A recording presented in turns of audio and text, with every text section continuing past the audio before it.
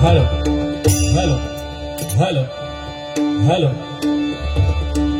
सुस्वागतम सुस्वागतम सुस्वागतम। प्रथमतः रंगदेवतेला आणि या स्थान देवतेला विनम्र अभिवादन करून आज शिवसेना उद्धव बाळासाहेब ठाकरे मनवेलपाडा विभाग विरार आयोजित तिथीनुसार शिवजयंती उत्सव 2025 या ठिकाणी संपन्न होतोय आणि त्यानिमित्तानं या ठिकाणी डबलवारी 2020 भवनाचा जंगी सामन्याचं आयोजन या ठिकाणी केलेलं आहे। त्याबद्दल प्रथमतः मंडळाचे आभार मानतो। या ठिकाणी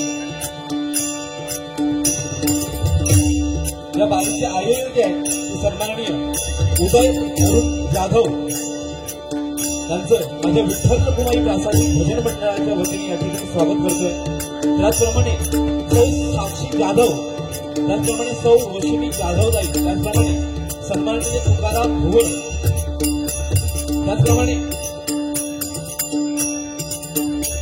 सन्माननीय सुनील चव्हाण या सर्वांचं माझ्या विठ्ठल रखुमाई प्रासादिक भजन मंडळाच्या वतीने या ठिकाणी स्वागत करतो।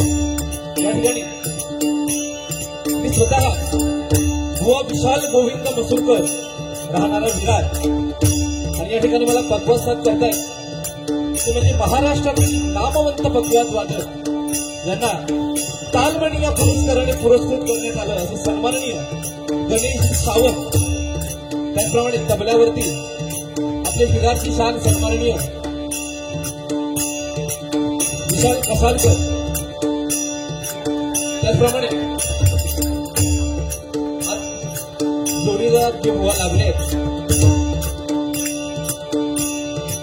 सुप्रसिद्ध भजनी बुवा प्रमोदजी हरियाण बुवा, त्याचप्रमाणे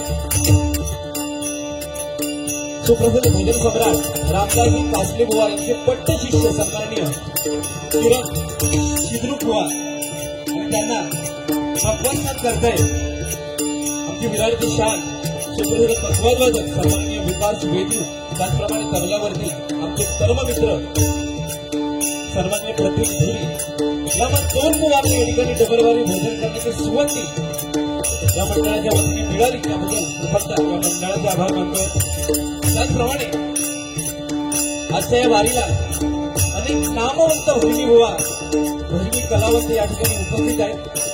त्यामध्ये आम्हाला हिंदुस्थानी असणारे सन्माननीय सुरेश भदंकर बुवा, त्याचप्रमाणे आमचे परममित्र सन्माननीय स्वप्नील गोसावी बुवा, त्याचप्रमाणे माझे गाववाले या ठिकाणी येलेले असतात.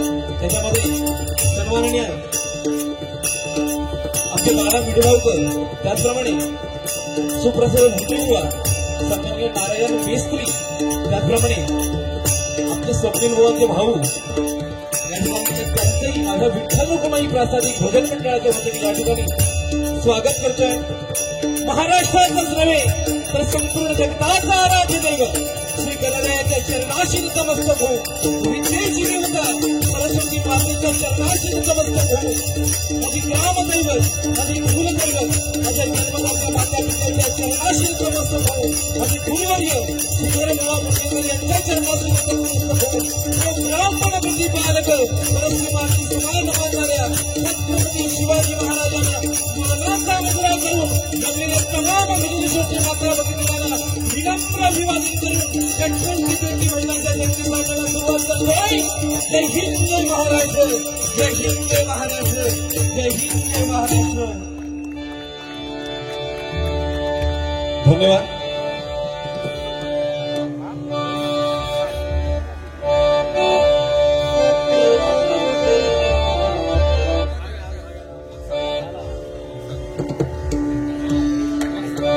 तुमच्या मित्राचा तबल्याचा माईक काहीतरी झाला बघा जरा. ऐकून येत नाही का?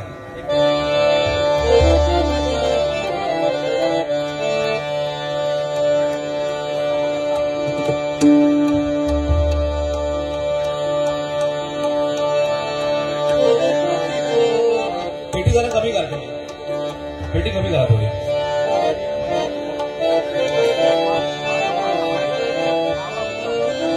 ठीक आहे.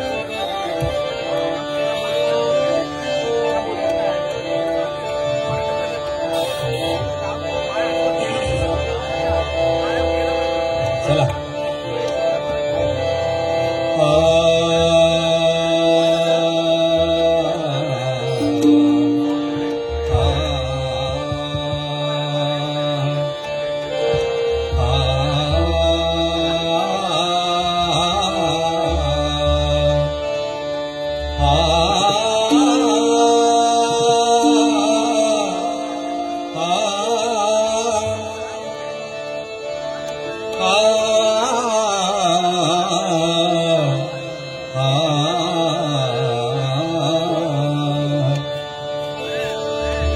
सारे गा मा पा मा पा धा नी सा, सारे गा मा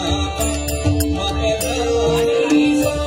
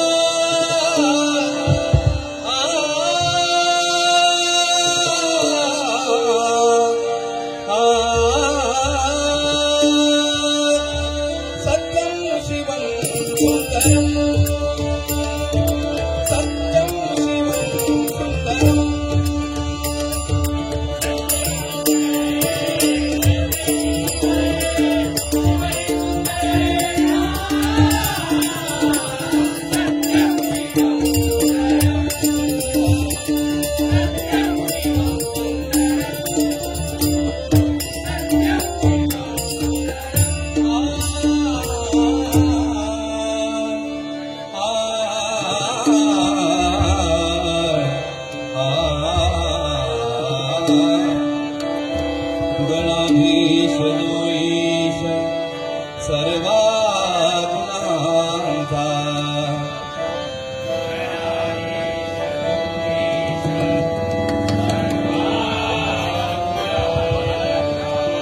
गणाधीश जोईश सर्वा गुणांचा.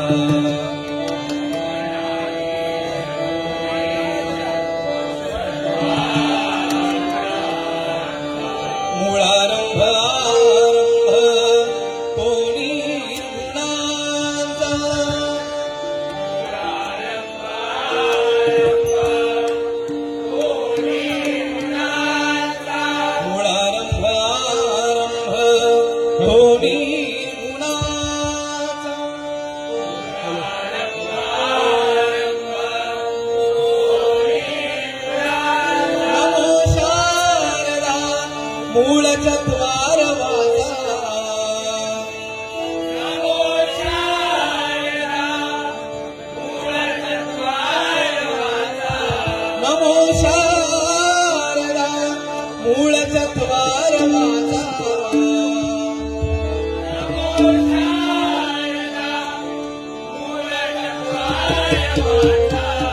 गमू पंतानंद या राघवाचा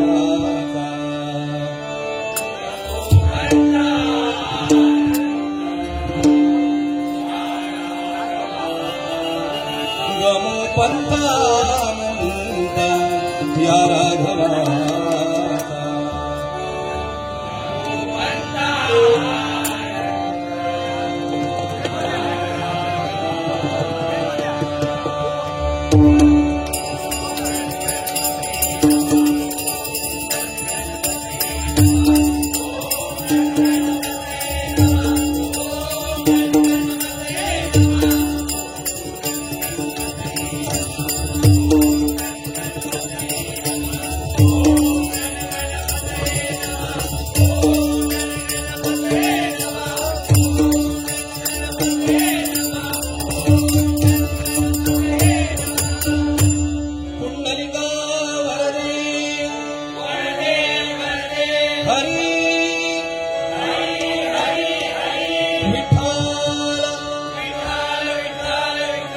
श्री ज्ञानदेव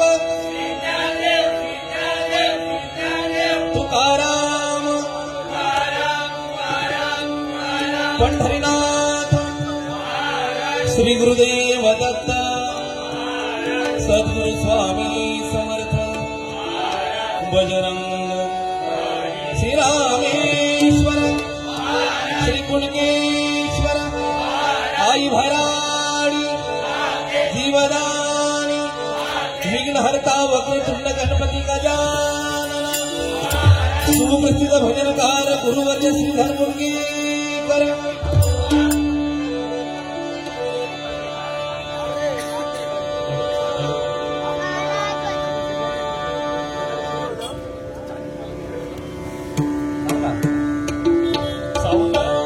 चांगला लागला फक्त मला मॉनिटरला चाटी पाहिजे पप्पाची चाटी पप्पाची आपल्या तिथे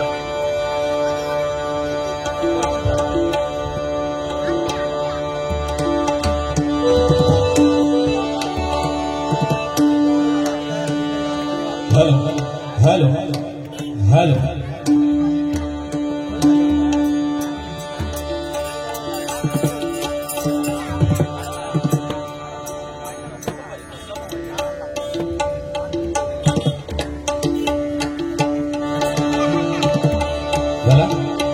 हॅलो धन्यवाद.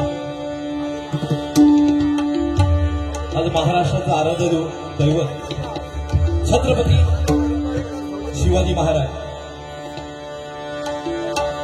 यांची जयंती आणि त्यानिमित्तानं आजचं हे भजन बघा. भजन संस्कृती ही परंपरा आपल्याला संत महंतांनी दिली आणि ही परंपरा ही संस्कृती आपल्या वाडवडिलांनी जोपासली. जुन्या जमान्यामध्ये बघा, जुन्या काळामध्ये आपल्या घरामध्ये गावच्या कुठे एकाच जरी टाळ किंवा एखादी जरी नाळ लावलेली असायची, कारण आपली ही परंपरा. आज बघा, कुठलंही शुभ कार्य म्हटलं की त्या ठिकाणी भजन ठेवलं जातं, कीर्तन ठेवलं जातं, कारण ही आपली संस्कृती आपण जोपासतोय. बरोबर ना?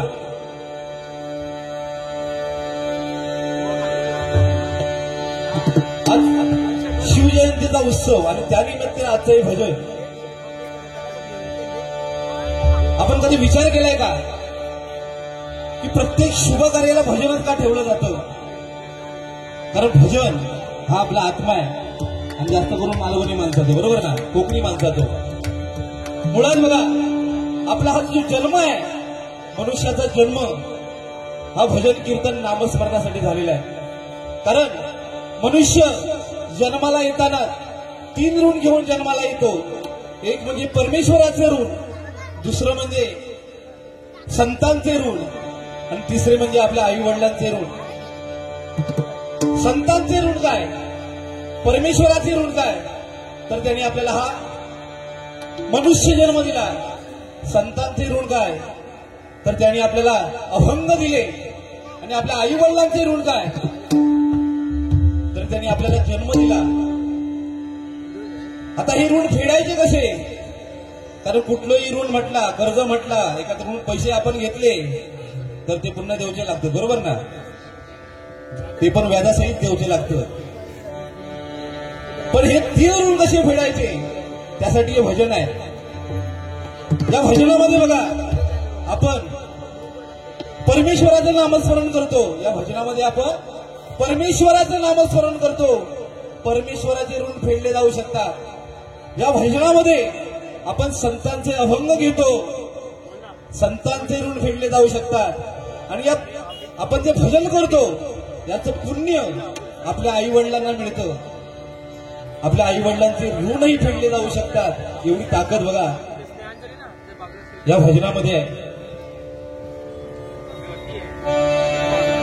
बघा प्रत्यक्ष परमेश्वरालाही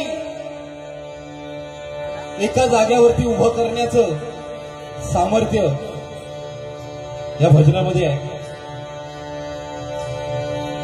आणि या ठिकाणी छत्रपती शिवाजी महाराजांची जयंती आहे. बघा छत्रपती शिवाजी महाराज स्वतः भजन कीर्तनाला जाऊन बसायचे. असंच एकदा बघा छत्रपती शिवाजी महाराज संत तुकाराम महाराजांच्या कीर्तनाला गेले आणि ही वार्ता मोगलांमध्ये यवनांना कळली. आणि त्यांनी काय केलं बघा, संपूर्ण मंदिराला घेरा घातला. त्यावेळी छत्रपती शिवाजी महाराजांचा मावळा त्या ठिकाणी धावत धावत आला आणि म्हणतोय, राजे मोगलांनी आपल्याला घेरलंय, त्यामुळे लवकरात लवकर इथून जायला पाहिजे. त्यावेळी ही वार्ता जेव्हा संत तुकाराम महाराजांच्या कानावरती पडली, त्यावेळी संत तुकाराम महाराज त्या ठिकाणी आले आणि म्हणतात, राजे घाबरण्याचं काही कारण नाही. आणि त्यांनी काय केलं बघा, विठ्ठल नामाचा जयघोष केला. बघा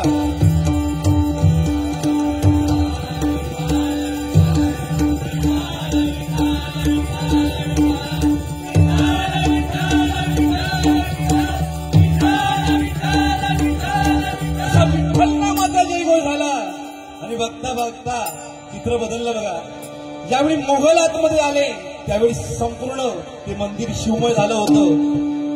मोगल जेव्हा आतमध्ये आले आणि पाहतात तर काय, इकडे पाहतात तर छत्रपती शिवाजी महाराज. खरोखर भुवांगडे बघितल्यानंतर शिवाजी महाराजांची आठवण येतात. इकडे पाहतात तर छत्रपती शिवाजी महाराज, तिकडे पाहतात तर छत्रपती शिवाजी महाराज, इकडे पाहतात तर छत्रपती शिवाजी महाराज. शेवटी मोगल बघा घाबरून पळून गेले. हा चमत्कार कशामुळे झाला, तर या विठ्ठल नामामुळे झाला, या भजनामुळे झाला. एवढी ताकद या भजनामध्ये आहे. या ठिकाणी भजनाला सुरुवात करतो.